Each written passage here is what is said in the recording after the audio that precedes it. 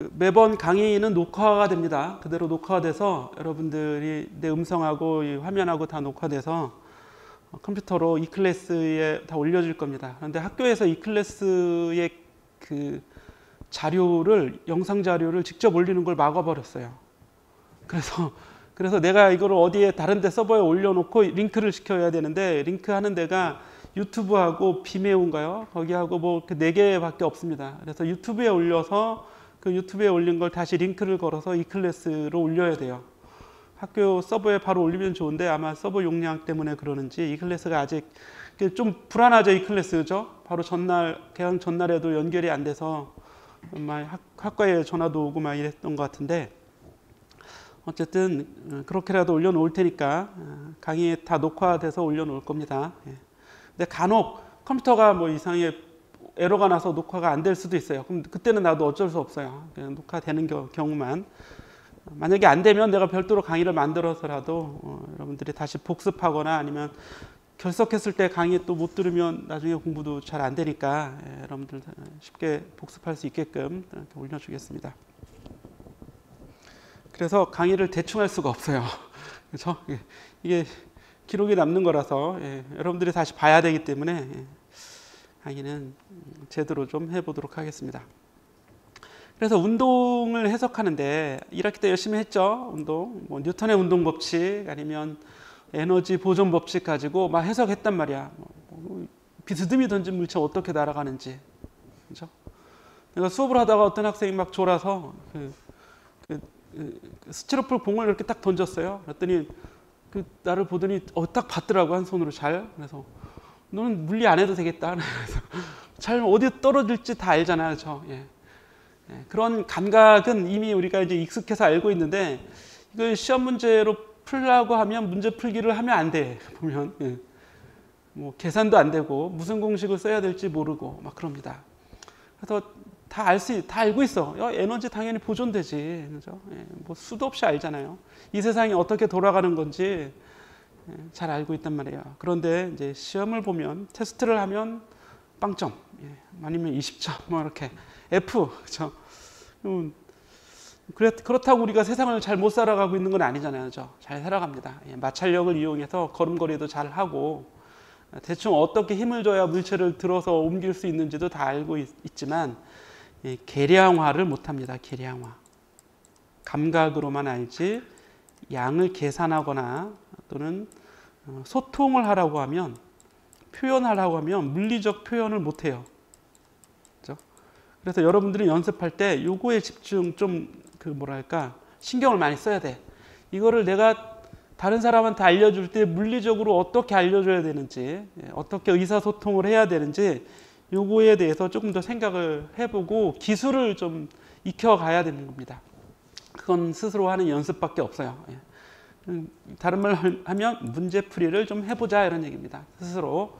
그래야지만 일단 시험을 잘 볼 수 있겠죠. 시험은 나는 여러분들이 시험을 잘 보든 못 보든 관심이 없어요. 여러분들의 관심이지.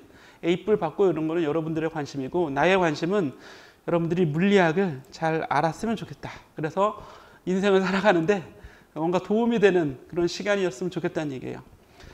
좋은 강의는 인터넷에 얼마든지 널려 있습니다. 나뿐만이 아니라 뭐 나보다 훨씬 더 강의를 잘 하시는 분들이 뭐 부지기수로 많기 때문에 내 강의가 좋다고 얘기할 수는 없어요. 그런데 그냥 우리는 직접 오잖아요. 여기에 왔으니까 대충 듣고 가지 말고 조금 더 잘 듣고 한번 가보자, 이런 얘기예요. 그러면 다른 어떤 그 훌륭한 강의보다 여러분들이 직접 해보는 이 실습이 더 나을 수 있습니다.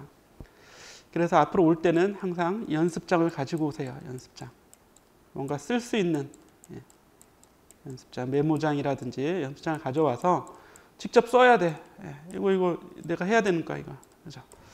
이런 연습을 하면 시험도 잘 보게 될 거고 머릿속에 잘 남을 겁니다. 자, 이제 진짜 물리학 얘기를 할 텐데요. 19장의 관심은 온도예요. 온도. 그래서 여기 온도에 대한 얘기를 하게 됩니다. 작은 단원은 여기도 온도와 뭐 연력학, 영법칙 그랬는데 그냥 온도. 두 번째 단원도 온도계. 세 번째 단원에도 보면 온도, 그죠? 근데 앞에 절대 온도 이런 게 들어가 있고, 여기 4, 5절이 좀 어려운 내용이에요. 4, 5절 하려고 1, 2, 3을 하는 거다 이렇게 생각하면 됩니다. 주요 내용은 4, 5절에 들어있는데 이 19.5절은 뒤에 단원이 하나 추가로 있어요. 19.5절 단원만 추가로 있습니다. 근데 이게 어려워요. 어려워서 조금 배제할 겁니다. 이건 안 하고 결과 정도만 살펴보는 걸로. 강의 자체를 어렵게 안 하니까 여러분들이 너무 걱정하지 않아도 됩니다. 1학기 때도 그랬지? 예, 교수님이 그렇게 어렵게 하지 않을 거다 그랬는데 시험을 보면 잘 안 됐어요. 그죠? 예. 자, 일단 그럼 보겠습니다. 여기는 연력학 제0법칙이라고 하는 게 나오는데 우리가 뭐 1법칙, 2법칙을 있는데 뜬금없이 그냥 0이죠. 예. 이 얘기는 원래 1법칙을 먼저 만들었다가 그 앞에 뭔가 더 기초가 되는 법칙이 있어서 있으니까 뭐 어떻게 새로 3법칙이라고 하기는 그렇고 1, 2, 3법칙이 이미 다 만들어졌거든. 예. 그래서 앞에 그냥 0법칙이라고 나중에 만든 거예요. 예. 그러니까 더 아주 기초다라고 생각을 하면 됩니다. 내용은 뭐냐면 A라는 물질과 B라는 물질이 있어요. A라는 물질, B라는 물질. 예. 이걸 물질이라고 생각해도 되고 A라는 시스템이라고 생각해도 됩니다. 우리 강의실 시스템 아니면 지구 시스템 이런 거 있죠. 시스템을 우리말로는 개라고 합니다. 그죠? 그래서 그 생태계 그것도 에코시스템이잖아요. 그죠? 물리에서의 개는 입자 시스템을 얘기해요. 기본적으로. 물리에서는 생태 뭐 이런 게 아니잖아요. 그죠? 물리에서는 물리적인 입자, 질량을 가진 운동할 수 있는 입자들 하나만 있으면 입자예요. 입자 하나만 있으면 입자. 입자가 2개 있으면 너랑 나랑 이제 둘이 있는 거죠. 그럼 시스템이 되는 거지. 둘 사이에 상호작용이 일어날 테니까. 입자가 많으면 다입자계라고 합니다. 다입자계. 예. 그래서 입자 시스템, 입자계, 그냥 세상이란 얘기예요. 세상. 그죠? 어떤 세상. 그렇게 넓게 확장을 할 수도 있습니다. 아직은 이제 확장은 안 하고 그냥 물체 A, 물체 B 그랬습니다. A의 온도를 측정해요. 이게 온도. 이게 온도계입니다. C가 온도계. 또는 C라는 물체, C라는 다른 시스템이라고 생각해도 됩니다. 그래서 온도를 측정하는데 우리가 측정이라고 하는 건 물리학에서 매우 중요하고 좀 어렵습니다. 그냥 온도계 꽂아놓으면 온도 측정하는 거 아닌가? 라고 생각할 수 있는데 측정을 가장 잘하기 위해서는 측정당하는 시스템을 변화시키면 안 되겠죠. 내가 뭔가 관찰하려고 했는데 내가 관찰하는 일 때문에 그 관찰 대상이 변하면 올바른 관찰이라고 할 수 없습니다. 근데 그 대상체가 변하지 않고서 관찰할 수 있는 방법은 없어요.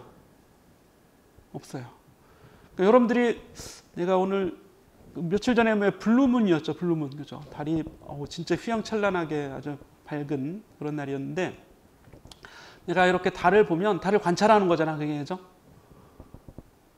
달을 관찰하면 달이 그대로 있느냐? 그렇지 않습니다. 달을 관찰하면 달이 바뀌어요. 내가 어떤 물체의 온도를 측정하려면 온도계를 갖다 대야겠지? 그럼 온도계를 갖다 대면 그 온도계 때문에 그 대상의 온도가 바뀝니다. 온도계가 뜨거운 온도계일 수도 있고 차가운 온도계일 수도 있고 그렇잖아. 뭔가 측정을 하면 그 측정 대상이 가만히 있지 않는다 이런 얘기예요. 그래서 달을 보면 달이 바뀐다. 근데 그 바뀌는 게 너무 미약하기 때문에 우리가 알아챌 수 있을 정도로 바뀌지는 않죠. 그죠? 그런데 이제 미세공학이나 나노공학이나 아주 이제 그 양자역학 속으로 들어가면 그때는 엄청나게 바뀝니다. 관찰을 하면 관찰 대상이 완전히 바뀌어 있어 갖고 관찰의 의미가 없어져 버려요. 관찰을 못 한다 이런 얘기입니다. 또는 관찰되는 결과를 우리가 어떻게 해석하기가 참 어렵다 이런 얘기예요. 평소에는 우리 그런 일이 없죠. 내가 너를 봤는데 우리 사이에는 그럴 수 있겠다. 그렇죠? 오늘 어떤 친구를 봤어. 기분 나쁜 친구를 봤어. 그럼 내 기분이 나빠지지. 그 친구도 기분 나쁘겠죠. 근데 기분 좋은 친구를 봤어. 그 친구만 보면 내 기분이 좋아져. 그러면 멀리서 보더라도 내 기분이 좋아진단 말이에요. 그죠? 내가 바뀌는 거고 상대방이 안 바뀔 것 같지만 상대방도 바뀝니다. 그죠? 예. 근데 가까이서 보면 이제 많이 바뀌지. 서로 이제 소통이 되니까. 자, 이런 과정 때문에 사실 이 측정이라는 걸 그냥 측정했다 이렇게 생각하면 안 된다고요, 여러분들은. 물리학적인 이 모든 이벤트는 매우 중요합니다. 나중에라도 이제 여러분들이 책을 읽을 때 하나하나 이렇게 따져가면서 책을 읽을 수 있어야 됩니다. 근데 지금은 이제 그런 정도까지는 아니고, 그렇게 이제 고민할 필요 없이 온도를 측정했더니 22.5도씨로 측정이 됐어요. 근데 이제 여기서 온도계를 떼서 B에 갖다 꽂았더니 B의 온도도 22.5도씨예요. 고장난 건가? 예. 또 다른 거 측정해 보니까 온도가 잘 바뀌어요. 그 얘기는 이 A, B의 온도가 같다는 얘기죠. A, B는 떨어져 있는 겁니다. A, B는 떨어져 있는데 우연히 온도가 같을 뿐인 거죠. 예. 그럼 A, B를 접촉하면 어떻게 되겠어요? 접촉하면 온도가 변하지 않겠죠. 같은 온도끼리 만났으니까 온도가 변하지 않습니다. 물리학에서 온도라고 하는 건 풀었으면 돼요. 온도는 따뜻할 그런 따뜻하다는 개념이죠. 그래서 따뜻한 정도입니다. 따뜻한 정도. 근데 온도가 여러분들이 1학기 때 공부했던 길이, 질량, 시간과 같은 기본 단위 중에 한 가지입니다. 길이, 질량, 시간, 온도, 또 기본 단위 뭐가 있죠? 국제 단위계의 기본 단위가 7개 있습니다. 그렇죠? 길이, 질량, 시간, 온도 4개를 나왔는데 다른 또 3개. 밝기가 아니라 빛에서 광도가 있죠. 광도. 전기 공부하면 전류 있죠. 그리고 물질에 대해서 물질이 얼마나 많은가 공부하는 물질의 양이 있습니다. 양. 그래서 7가지의 기본 단위가 있어요. 따뜻한 정도는 어떻게 정할 거예요? 나보다 따뜻하면, 내 손보다 따뜻하면 진짜 따뜻한 거고, 내 손보다 온도가 낮으면 차가운 거겠지. 그건 내 기준이지, 내 기준. 그죠? 근데 우리가 과학을 하는데 나를 기준으로 할 수는 없잖아요. 그죠? 저 우주의 별은 얼마나 뜨거울까? 또는 얼마나 차가울까? 기준이 있어야 돼, 기준. 그래서 19장은 바로 그 온도의 기준, 그 온도 자체에 대한 얘기를 뒤에서 하게 될 겁니다. 어쨌든 여기는 영법칙인데, 중요한 건 열평형 상태. 여기에 이제 박스를 치세요. 열평형 상태. 열평형 상태. 그래서 여기서는 A와 C가 열평형 상태가 되는 겁니다. 온도를 측정한다는 얘기는 온도계를 갖다 대면 온도계의 온도가 막 바뀌겠죠. 그죠? 뜨거운 물체를 측정하면 온도가 쭉 올라가겠지. 온도를 어떻게 측정해요? 온도가 올라가서 멈출 때까지 기다렸다가 나중에 온도가 변하지 않으면 그때 온도를 측정하는 거죠. 그때 온도를 읽으면 된단 말이야. 그때를 우리가 열평형 상태에 있다 이렇게 얘기하는 겁니다. 온도계하고 대상체, 즉 A와 C죠. A와 C의 온도가 변하지 않으면 열평형 상태가 되는 겁니다. 그럼 그 전에는 열이 평형에 있지 않다 이런 얘기죠. 자, 열도 이제 새로운 용어예요. 열은 에너지입니다. 에너지. 열은 에너지의 한 종류죠. 여러분 운동 에너지, 그리고 포텐셜 에너지 이런 거 공부했었죠. 그죠? 그런 에너지의 한 종류입니다. 화학 에너지, 핵 에너지, 무슨 에너지 되게 많은데, 예. 우리가 딱 물리 시간에 여러분들이 1학년 때 공부하는 물리에서의 에너지는 역학적 에너지인 운동 에너지, 포텐셜 에너지, 그리고 지금 하는 열 에너지, 조금 나중에 하는 전기 자기 에너지, 요 정도만 알아도 돼요. 나머지는 더 필요한, 내가 핵을 전공할 거다. 그럼 핵에 대해서 그때 나중에 공부하면 되고, 그렇습니다. 자, 그래서 열평형 상태에 있다는 얘기는 열이 막 이동하다가 더 이상 이동하지 않는다 이런 얘기예요. 열이 이동하지 않으면 온도가 변하지 않겠죠. 이런 상태를 얘기해요. 그래서 A와 C가 열평형 상태에 있고 B는 C하고 또 열평형 상태에 있습니다. 온도가 같다는 얘기입니다. 열평형 상태에 있으면 온도가 같다. 열평형 상태가 되면 온도가 같다. 그럼 A와 B는 접촉하지 않아도 열평형 상태에 있는 거죠. 무슨 3단 논법 같아요. 그죠? 누구나 다 아는 거예요. 당연한 거 아니야? 그래서 영법칙입니다. 그래서 자, 이 정도만 한 장짜리인데 되게 길죠. 이렇게 하고 그 다음에 19.2절로 가봅니다. 그러면 온도계 이제 체온 측정하면 36점 몇 도 이렇게 37도 막 나오잖아요. 그죠? 그런 온도를 우리가 섭씨 온도라고 합니다. 섭씨 온도. 섭씨는 이제 우리말 섭씨고, 예전에 이제 중국에서 온도를 잴 때 여러 나라의, 중국은 이제 교류가 활발한 나라였으니까 저쪽 이제 외국에 있는 나라들 또는 다른 나라들 보니까 그 나라는 온도를 어떻게 재나 했더니 온도를 만든 사람의 이름이 있어요. 그래서 섭씨는 셀시우스라는 사람이 만든 거예요. 셀시우스라는 사람. 그리고 또 외국에서 많이 쓰는 온도가 화씨가 있죠. 화씨. 화씨는 페로나이트라는 사람이 만든 온도 시스템이에요. 온도 그 도량형을 만든 거죠. 쉽게 표현하면. 근데 중국 사람이 페로나이트 하다 보니까 앞에 FA가 있어요. 그래서 파씨 그냥 대충 앞에 잘라서 파씨라고 한 거고 셀시우스는 섭씨가 된 겁니다. 그 우리 발음으로 우리 하다 보니까 김씨, 이씨, 박씨 이런 얘기예요. 섭씨가 만든 온도. 재밌죠? 미리 알았겠지, 이미 알고 있었겠지. 섭씨 온도를 일상에서 쓰는데 외국 사람들은 섭씨 잘 안 쓰죠. 특히 이제 유럽이나 미국 사람들은 화씨를 일상에서 많이 씁니다. 그리고 과학에서는 절대 온도를 씁니다. 섭씨, 화씨가 아닌 절대 온도. 내가 어렸을 때 외국에 놀러 갔는데 그 일기예보를 보는데 온도가 75도라는 거야. 말이 돼? 75도가? 뭐 유럽은 다 그렇게 화씨예요. 화씨 막 75도, 43도 막 이렇게. 깜짝 놀랐는데 나중에 알고 보니까 새로운 온도라는 게 있는 거야. 그래서 우리는 안 쓰는데 얘네들은 쓰고 있잖아. 그죠? 물의 온도를 75도까지 높이시오. 이렇게 실험 책에 써져 있어. 75도. 그럼 우리는 당연히 75도씨인 줄 알아요. 그죠? 근데 화씨 75도로 올리고 손을 담그시오. 우리 그냥 75도씨로 올려놓고 손 담그면 병원 가야죠. 그죠? 큰일 납니다.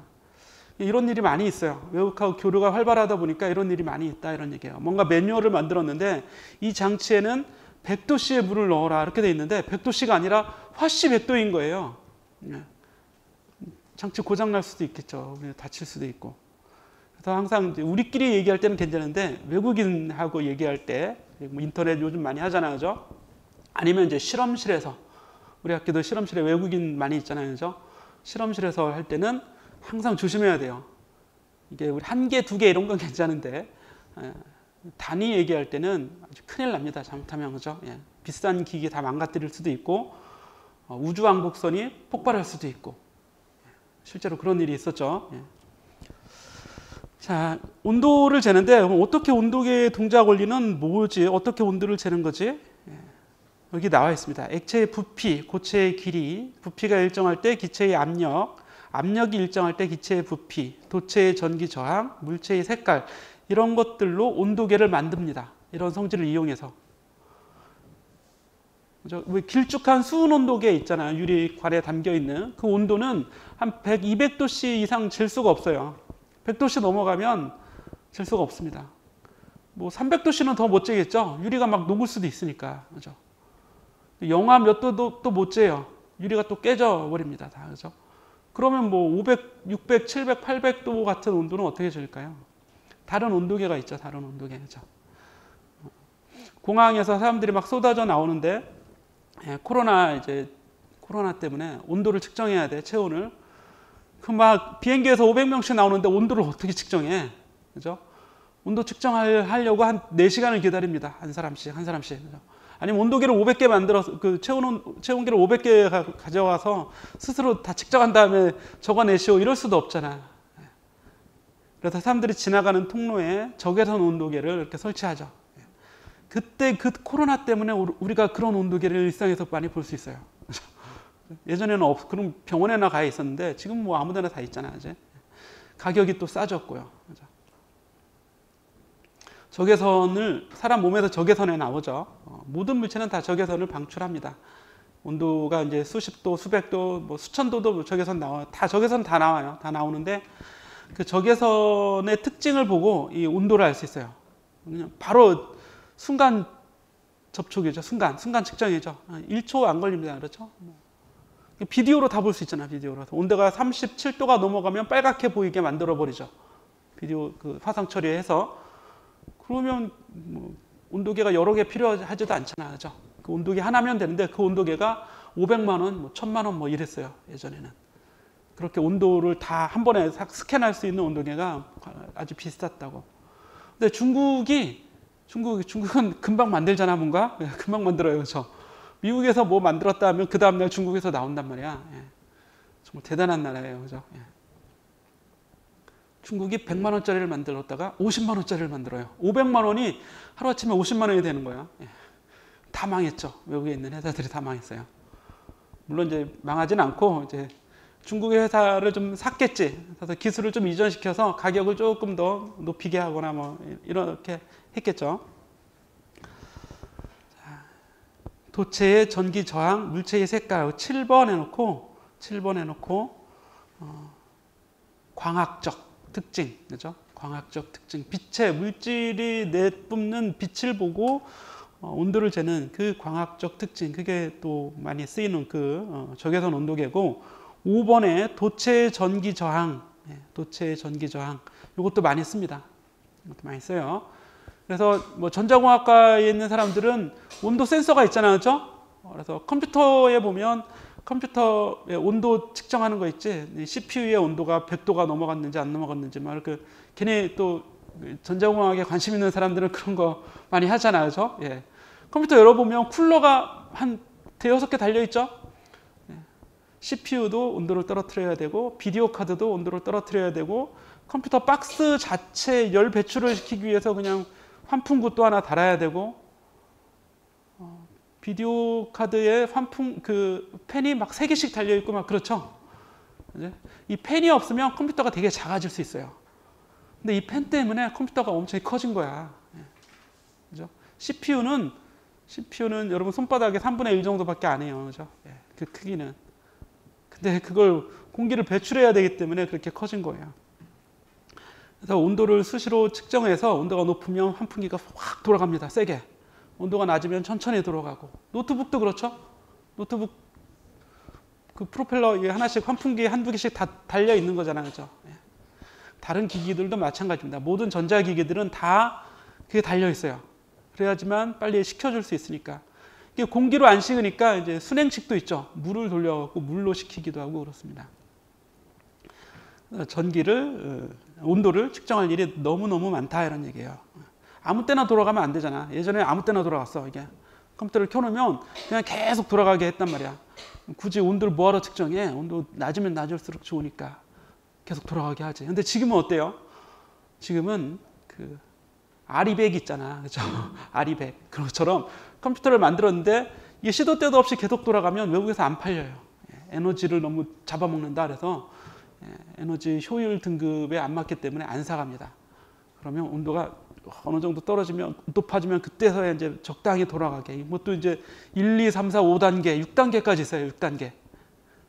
그래서 노트북에 쓰다 보면 펜 소리 엄청 클 때도 있고 조용할 때도 있고 막 그렇잖아. 그 단계에 따라서 에너지를 최대한 적게 쓰려고 노력하게 되는 겁니다. 자, 그럼 온도를 측정하는데 이게 섭씨 온도계입니다. 물이 끓는 점, 그렇죠? 보일링 포인트 또는 뭐 물이 끓는다, 막 워터 보일 쓰니까 이때를 100도, 100으로 잡아요. 100.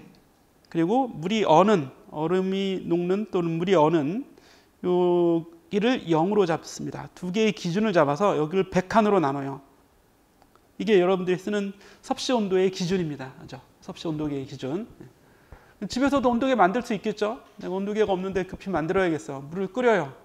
그때 뭔가 이제 여기서는 팽창이죠, 팽창. 이게 이 안에 들어있는 이 액체가 온도가 높아지면 쭉 팽창해서 여기까지 오는 거고, 온도가 낮아지면 수축해서 여기까지 오는 거예요. 그럼 이 관을 두껍게 만들면 안 되겠죠? 이게 팽창해봐야 쬐끔 팽창하는 건데, 그죠? 부피가 조금 커지는 거 아니겠어? 그래서 여기는 1번 액체의 부피를 이용한 온도계입니다. 그래서 이 관을 매우 가늘게 만들어놔야 돼요. 근데 가늘게 만들면 이게 뭐가 올라가는지 내려오는지 잘 안 보일 거 아니야. 그러니까 여기다 빨간색 염료를 타갖고 빨갛게 해놓는 겁니다. 그럼 빨간색은 잘 보이니까. 그지? 그래서 빨간 이 액체가 올라가고 내려가는 걸 쉽게 볼 수 있죠. 이렇게 만들 수 있다고요.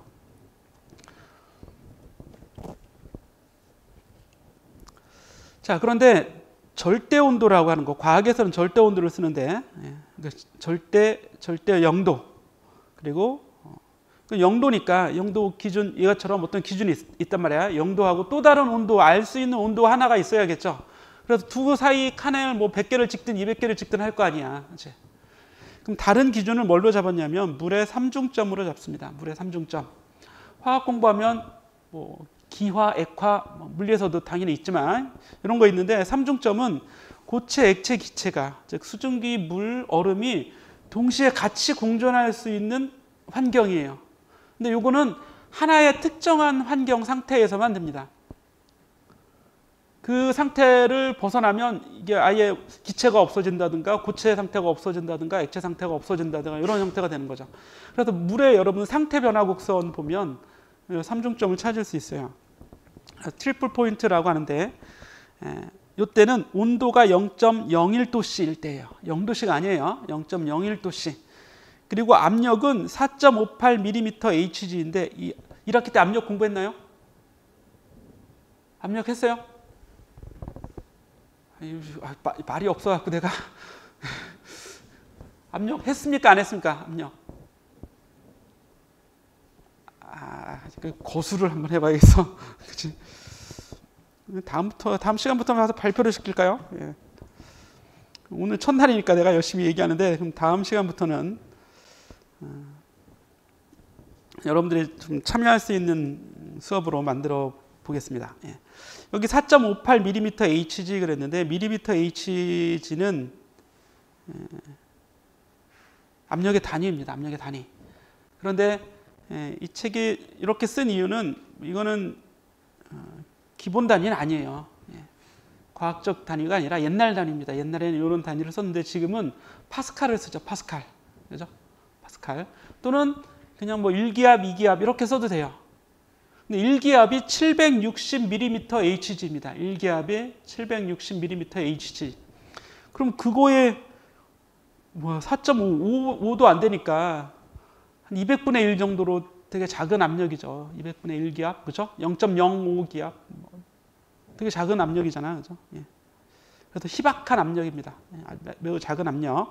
요 상태가 되고 압력 온도 요 때가 되면 고체하고 액체하고 기체하고 짬뽕이 돼서 다 있을 수 있어요. 어떤 시스템 안에. 그죠? 매우 특이하죠?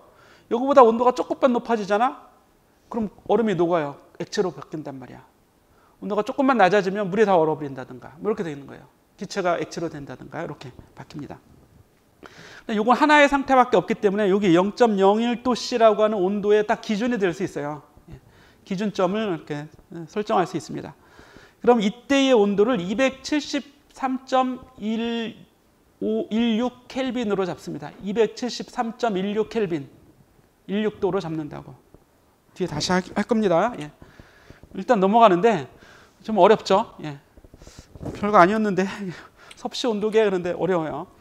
19.3절에 보게 되면 등적 기체 온도계와 절대 온도 눈금 그런데 이게 진짜 온도계입니다. 진짜 온도계. 그래서 뭐냐면 이 왼쪽 그림을 볼 수 있어야 되는데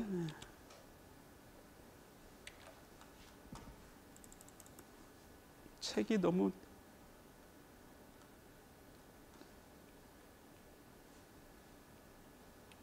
이렇게 돼 있어요. 그래서 여기 P라고 하는 기체, 뭐 플라스크 모양의 기체가 들어 있습니다. 이 기체가 색깔이 이 책이 이상한 게 색깔이 여기는 이렇게 있어 아래는 무슨 색이야? 핑크색? 이렇게 돼 있는데 이게 아니라 이거 그냥 다 하나예요. 하나. 다 하나입니다. 예, 같은 색깔로 칠해냈어야 되는데 아마 편집하는 사람이 뭔가 자기만의 뭔가 있었는지 여기 이렇게 색칠을 했어요. 그죠? 경계가 없습니다. 예, 잘못 그린 거예요. 근데 여기 기체가 들어있는 거지. 여기 이렇게 기체가 들어있어요. 근데 얘가 온도가 높아지면 기체가 팽창하겠죠. 그죠? 그래서 이게 쭉 더 밀어낼 겁니다. 여기 이제 수은이 이렇게 U자간의 형태의 수은이 들어있는데 쭉 밀어내서 기체가 팽창할 테고 온도가 낮아지면 이게 수축을 하겠죠. 기체가. 예. 여러분들이 다 알고 있어요. 그런데 여기 보면 얼음 조각 이렇게 얼음 조각 있고 이게 삼중점을 만들어 놓는 겁니다. 삼중점. 아니면 어떤 상태를 만들어 놓으면 이게 온도가 높아지면 약간 팽창, 온도가 줄어들면 수축 이렇게 되겠죠.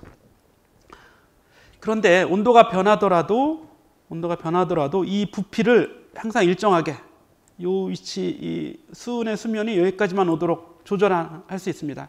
이거를 위로 올린다든지 이 전체를 아래로 내려서 여기 이제 주름관이에요. 주름관 유연한 호스. 이 통을 위아래로 이렇게 올려서 팽창이 되면 아래로 내려가고 더 밀어주는 힘이 강하게 해서 원래로 다시 돌아오도록. 그래서 이 안에 들어있는 기체의 부피가 일정한 부피가 되도록. 일정한 부피를 한자어로 등적이라고 합니다. 등적. 그죠? 네, 등적. 부피가 항상 일정하게 해놓으면 온도를 잴 수 있어요. 온도 재는 원리는 이 그림을 보면 됩니다. 자, 0도씨는 물의 3중점 또는 얼음이 물로 정확하게 3중점이 0.01도씨라서 똑같지는 않지만 물이 끓는 점 어느 점을 기준으로 한다면 어떤 기체를 집어넣고 0도씨일 때의 온도를 하나 이거 알고 있는 거잖아. 0도씨면 그죠? 0도씨일 때 이 그림 어디 갔지? 바로 위에 있었네요. 일정한 부피를 만들어요. 0도씨일 때.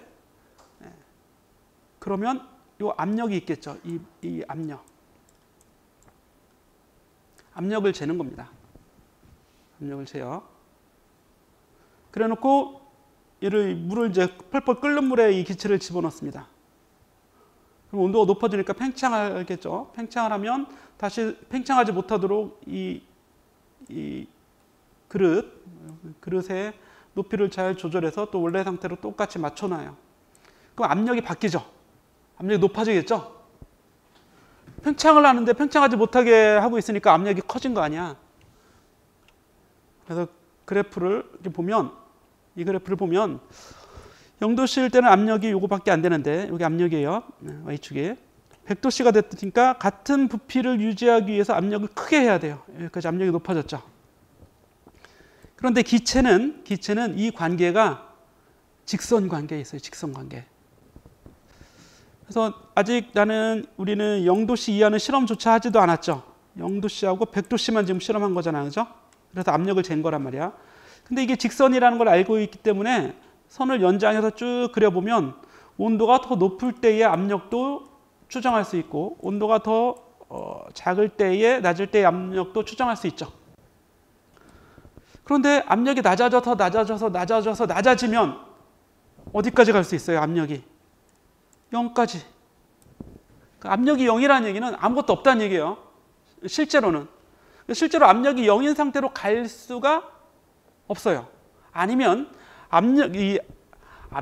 실제 압력은 뭐냐면 공기 분자, 공기가 들어있는데 여기 압력이 있죠? 압력을 어떻게 측정하냐면 이 안에 있는 수많은 공기 분자들이 착 날아가다가 벽에 탁 부딪힙니다.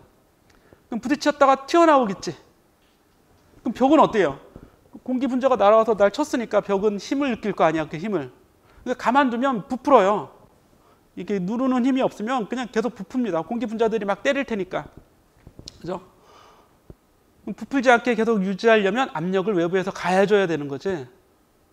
그게 압력을 측정하는 방법입니다. 그래서 압력이 생기는 이유는 공기 분자들이 가만히 있지 않고 열을 받아서 운동해서 벽에 충돌하기 때문에 압력이 생긴다 이런 얘기예요. 그럼 압력이 없다는 얘기는 충돌하지 않는다는 얘기지. 공기 분자가 다 얼어붙어 있는 거야. 이 안에 있는 공기 분자가 움직이지 않고 딱 정지해 있으면 벽을 때릴 힘이 없겠잖아요. 그럼 압력이 0이 되는 겁니다. 그러니까 압력이 줄어든다는 얘기는 공기 분자들이 천천히 움직인다는 얘기고 압력이 높아진다는 얘기는 공기 분자들이 빠르게 움직인다는 얘기예요. 매우 직관적이잖아, 그렇지? 예, 다 알 수 있어요. 여러분들이 뭔가 추운데 들어갔어. 추운데 들어가면 몸이 엄쩍달싹하잖아, 막 그죠? 그 얘기는 뭐야? 공기 분자가 지금 되게 느리게 움직이고 있구나, 이 얘기예요. 예. 방문을 열었는데 엄청나게 뜨거워. 공기 분자들이 엄청나게 빠르게 움직이고 있는 거죠. 예. 그걸 우리 몸은 그렇게 뜨겁고 차갑게 느낀다 이런 얘기입니다. 느낌이 그렇게 바뀌는 거지. 예. 자, 압력이라고 얘기를 해도 됩니다. 압력. 자, 압력이 그럼 점점 줄어들어서 공기 분자들이 멈춰버리면 그때의 온도가 바로 절대 온도 0도가 되는 겁니다. 절대 온도 0도. 그 0도라는 얘기는 섭씨 온도와 헷갈리니까 여기 단위로 K를 대문자 K를 씁니다. 그래서 0K가 되는 거예요. 그래서 이 온도를 절대 0도라고 하는 겁니다. 절대 0도. 절대 0도가 되면 모든 물질들은 다 얼어붙어 있게 되는 거죠. 완전히. 분자, 원자들이 다 얼어붙어서 움직이면 안 되는 거예요. 근데 이런 세상은 만들 수 없어요. 인위적으로. 자연에서도 있는지 없는지 몰라요. 0.001도까지는 만들어요. 뭐 절대 온도 4도, 3도 이런 건 아주 실험실에서는 아주 잘 쉽게 만들 수 있는데 0도는 못 만들어. 0.00001도는 만들 수 있지만 0도는 만들 수 없다는 얘기예요. 그래서 0도는 가상의 기준입니다. 엄밀히 얘기하면 가상의 기준이고 물의 삼중점은 실제 기준이 되는 거죠. 이 둘 사이를 273.25 칸을 나눠서 그 사이의 온도를 우리가 영하 뭐 200켈빈 이 K는 대문자 K는 단위죠. K라고 읽어도 되고 켈빈이라고 읽어도 됩니다. 켈빈이라는 사람이 만든 온도 단위이기 때문에 그 사람 이름을 따서 켈빈이라고도 읽어도 되는데 주로 그냥 K라고 많이 읽어요.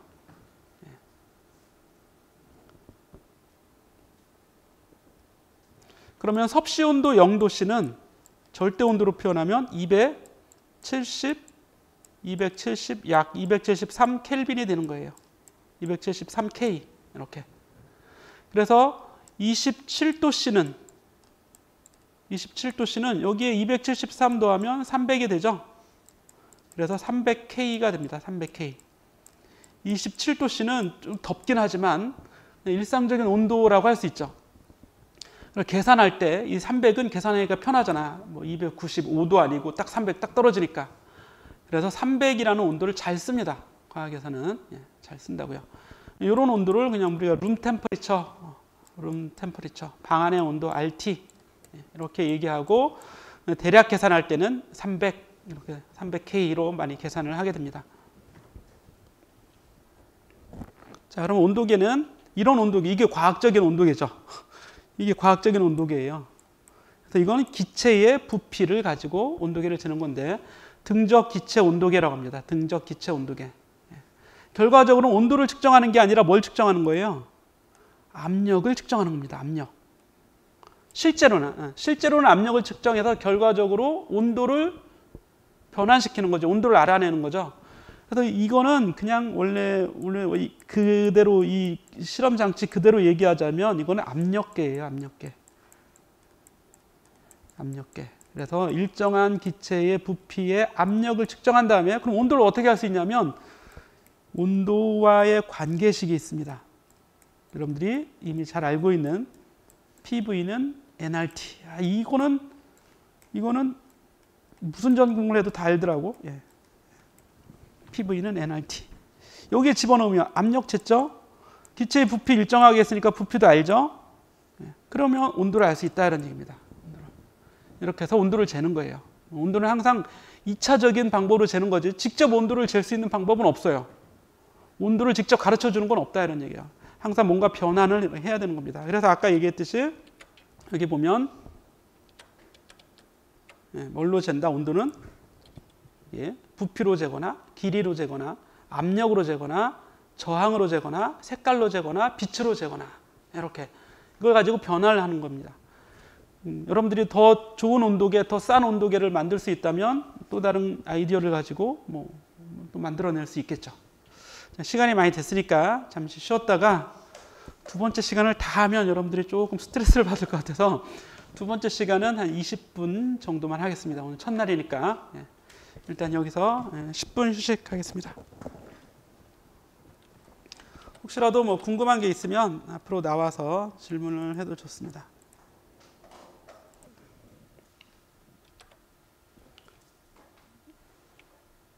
이게 이런 그래프를 PT 그래프라고 합니다. PT 압력 온도 그래프죠. PT 그래프. PT 그래프는 실험 1, 실험 2, 실험 3 이렇게 있는데 이거는 다른 기체를 쓰거나 또는 다른 양을 쓴 거죠. 양이 바뀌는 거지. 기체가 많아서 압력이 또 높아질 수도 있고 어떤 다른 압력이 될 수 있어요. 다른 압력. 다른 기체를 쓴 거예요. 다른 기체. 실험 1, 실험 2, 실험 3은 다른 기체라고 하는 건 어떤 얘기냐면 이 안에 들어있는 요 안에 넣는 기체가 플라스크 안에 넣는 기체를 다른 기체를 쓴 거예요. 더 많이 쓸 수도 있고 더 줄여서 쓸 수도 있고 기체의 종류를 바꿔 쓸 수도 있고. 알겠죠?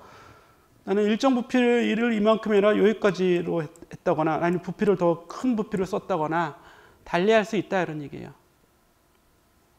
그러더라도 압력은 바뀌겠지만 부피가 바뀌면 압력은 바뀌겠지만 이 그래프에서 여기 요 점 0에 되는 지점은 어디든 어떤 실험을 하든 다 동일한 지점으로 이렇게 귀결되는 걸 알 수 있죠. 얘가 이제 절대 영도가 되는 겁니다. 그래서 이 그래프의 모양이 일정 부피 또는 등적 기체 온도계라고 하는 겁니다. 자, 나머지는 여기 그다음 또 19.3절에 가면 그럼 온도계를 좀 알아볼 텐데 19.3절에 온도 눈금이에요. 여기 싹 지우고 이제 여러 온도 눈금, 온도에 대한 단위죠. 온도의 단위. 섭씨, 첫 번째가 섭씨, 두 번째가 화씨, 세 번째가 절대 온도, 켈빈 온도 또는 절대 온도라고 해도 됩니다. 도씨, 얘는 이렇게 도를 붙이죠. 도. 동그라미 도 F. 근데 얘는 그게 없어요. 도 K 그러면 안 되고 그냥 K예요. 단위가. 물이 어는 점을 0도씨로 하고 물이 끓는 점을 100도씨로 하는 섭씨 온도계.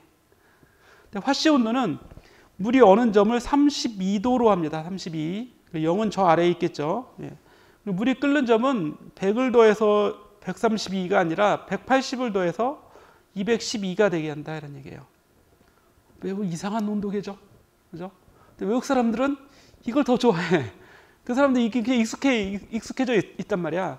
섭씨 온도라는 것도 알지만 일상에서는 화씨를 많이 쓴다. 근데 외국도 이제 외국인들이 교류가 활발하니까 아시아에서 온 사람, 어디부터 온 사람 많을 거 아니야. 그죠? 그래서 막 짬뽕으로 써요. 네. 그러니까 잘해야 돼. 지금 온도가 얼마야? 대답을 잘해야 돼. 끝에 디그리 C, 디그리 F 얘기해 줘야 된다고. 아니면 페러나이트, 셀시우스 이렇게 얘기해 줘야겠죠. 실험실에서는 절대 온도로 말해야 되고. 그죠? 그럼 얘는 180칸으로 나눈 거지.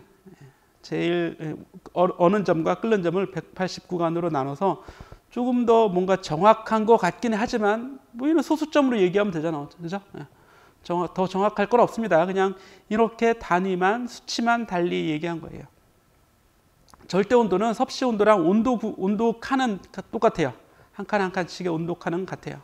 하지만 얘는 이제 273K, 373K 이렇게 값이 다르죠.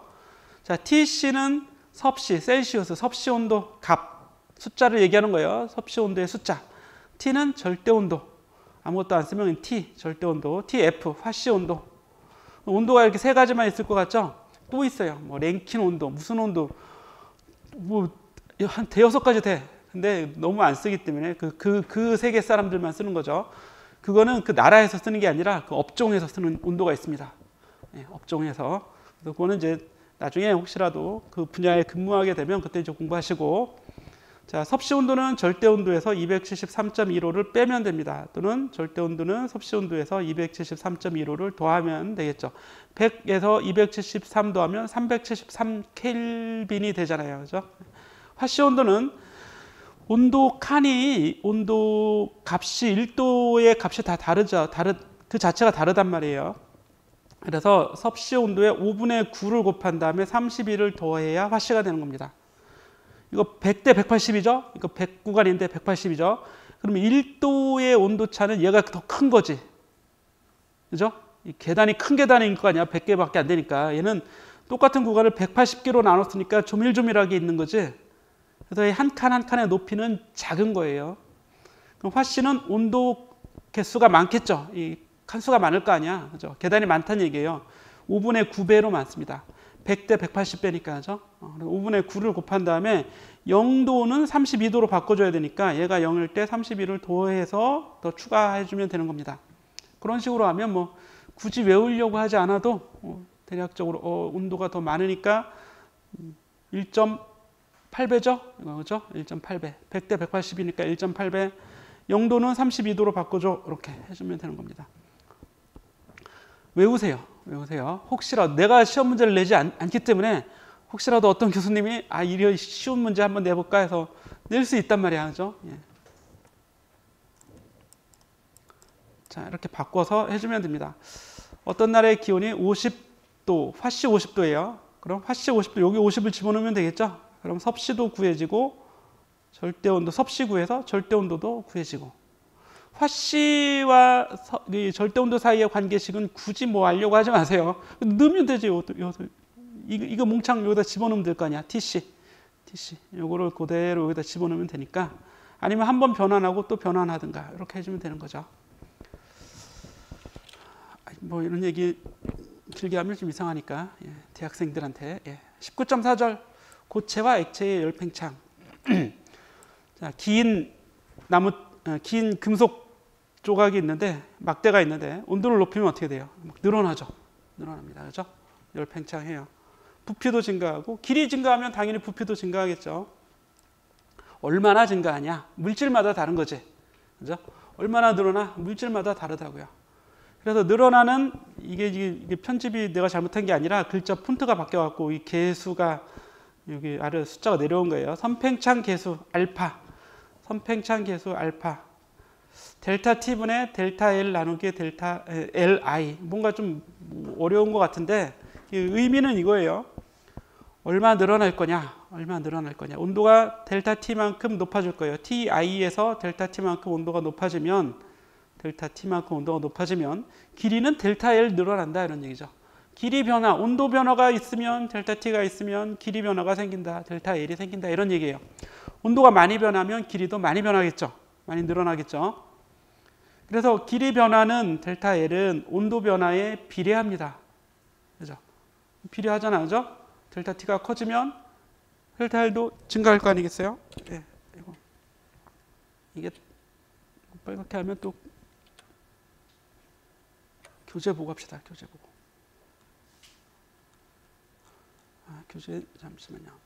예.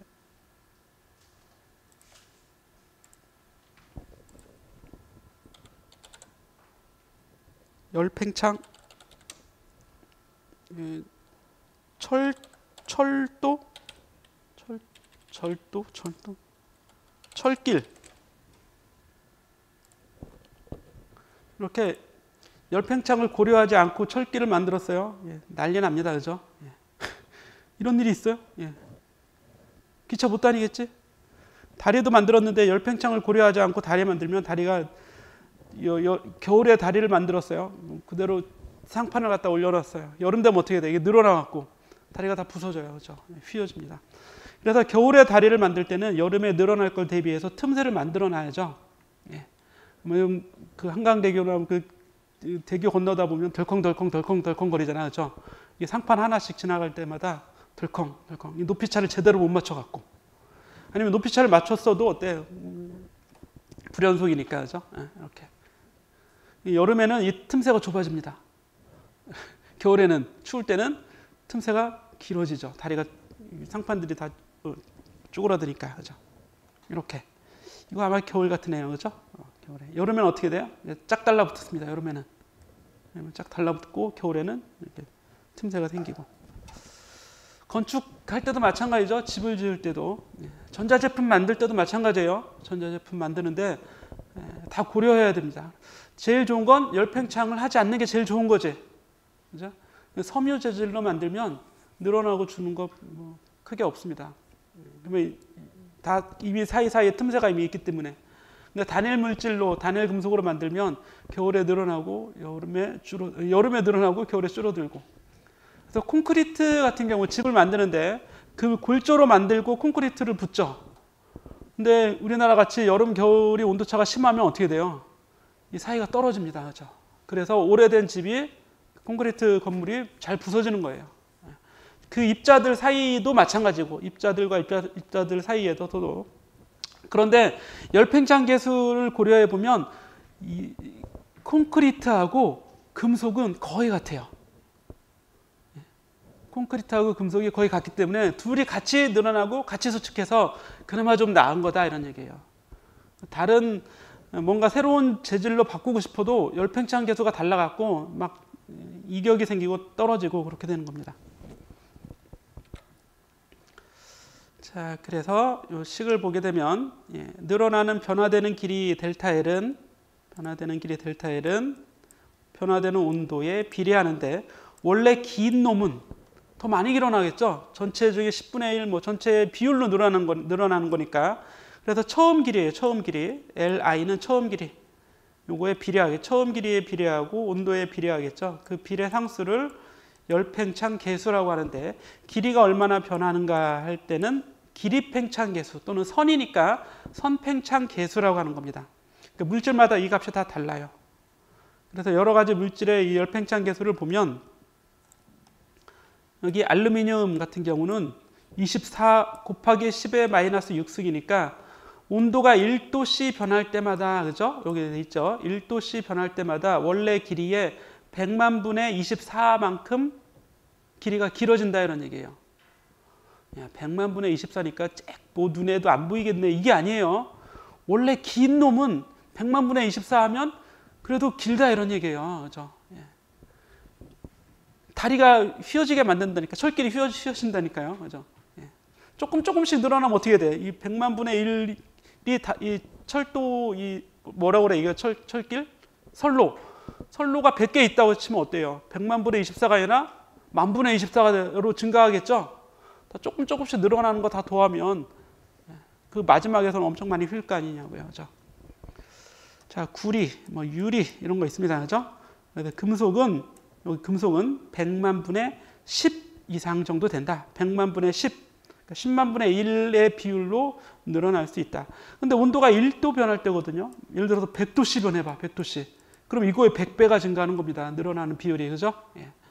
그래서 열팽창을 고려하지 않고 뭔가 만들면 나중에 다 망가질 수 있다. 예.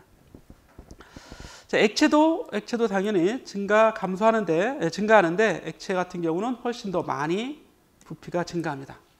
기체는 훨씬 더 많이, 그죠? 기체는 훨씬 더 많이 여기 100분의 1000분의 1로 액체는 만분의 1 이렇게 돼 있죠.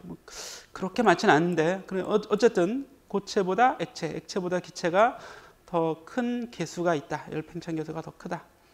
자, 길이가 늘어난다는 얘기는 면적도 늘어나겠죠. 면적을 가지고 있는 거라면 넓이도 커지겠죠. 부피를 가지고 있으면 당연히 부피도 증가할 겁니다. 이 그림은 뭔가 이걸 또 이용하는 거지. 머리를 잘 써서 뭔가 이용하는 겁니다. 여기 보면 두 개의 금속이 있어요. 하나는 황동, 하나는 강철. 열팽창이 황동이 더 많이 팽창합니다. 더 잘 늘어나고 줄어든다고요. 강철보다. 25도씨에는 이렇게 돼 있어요. 근데 30도씨가 되면 온도가 증가하잖아요.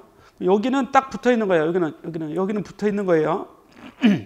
그 황동이 더 많이 늘어나려고 한단 말이야. 강철보다. 그 황동이 더 길어져야 되니까 얘가 이렇게 떨어집니다. 여기는 붙어 있다가 여기는 이렇게 떨어진다고. 펴지는 거지, 펴지는 거. 그죠? 그래서 두 개의 금속을 붙여서 만든 거기 때문에 바이메탈이라고 하는 거. 이중금속인데 바이메탈. 그래서 온도가 높아지면 여기 전기를 이렇게 흐르게 하면 되겠죠. 이렇게. 전선을 이렇게 만들어요. 이렇게 가서, 아니면 이렇게 하든가, 이렇게 해서 전기가 이렇게 흘러가게 하는데, 그렇게 하면 안 되겠다. 그렇게 하면 안 되겠죠. 그냥 바로 위에 있는 것들만. 이거 지우개 어디 갔어? 여기가 아니라 이렇게.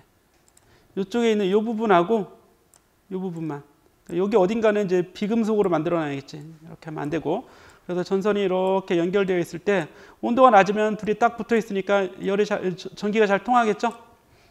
근데 여기는 딱 떨어져 있잖아. 그럼 여기 전기가 끊어진다 이런 얘기예요. 그래서 전류 흐르고 흐르지 않게 물주전자. 여러분 그 커피포트 있잖아. 그죠? 100도 넘어가면 저절로 꺼지죠. 이렇게 100도 넘어가면 딱 떨어지도록. 전기밥솥도 마찬가지고 옛날 전기밥솥 같은 경우는 이렇게 스위치 손으로 누르는 기계식 스위치 있는 거 있어요. 그죠? 덜컥 누르면 밥이 다 돼요. 100도씨에서 얼마큼 이상 끓어갖고 되면 이게 덜커덕하고 떨어집니다. 이게 철커덕 떨어진다고. 이거 자체가 철커덕 떨어지는 게 아니라 그 신호를 줘야 되기 때문에, 그죠? 발표 다 됐어요라고 신호를 줘야 되기 때문에 덜커덕 소리를 내면서 떨어지게 하는 거예요. 기계적으로 스위치를 만든 겁니다. 기계 스위치. 이런 거 이제 잘 안 쓰죠. 요즘엔 전자 스위치가 너무 잘 나와 있기 때문에. 아까 전자 스위치는 뭐겠어요? 당연히 온도 센서가 달려 있는 거죠. 온도 센서가 전기적으로 온도를 측정해서 신호를 바로 주면 그거 자체를 그냥 신호를 바로 쓸 수 있잖아. 이거는 신호를 쓰는 게 아니라 기계적으로 정말 손으로 켜고 끄고 이런 거나 마찬가지예요.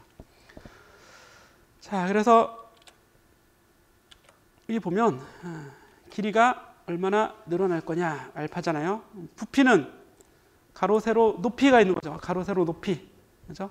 부피는 이 열팽창 선팽창 계수의 약 3배 정도 부피 팽창 계수가 됩니다. 부피 팽창 계수, 부피가 증가하는 비율이죠. 얼만큼 부피가 증가해? 원래 부피의 온도 변화의 비례상수 베타입니다. 베타는 알파의 약 3배 정도 돼요. 3배. 시험에 나올 수 있어요. 부피 팽창 계수는 길이 팽창 계수의 약 3배가 된다. 가로 길이, 세로 길이, 높이 길이 있는데 부피는 어때요? 이게 3개를 더 곱하는 거죠. 곱하니까 곱해줘야 되는데 약 3배 정도 됩니다. 3배. 책에 왜 3배가 되는지는 책에 여기 있어요. 이거 한번 해보세요. 이렇게 세제곱 형태 이렇게 한번 해보면 됩니다. 모르면 나중에 질문하시면 됩니다. 여기까지가 오늘의 수업 내용이에요. 여기까지가. 어려웠나요? 별로 안 어렵죠, 그죠? 예.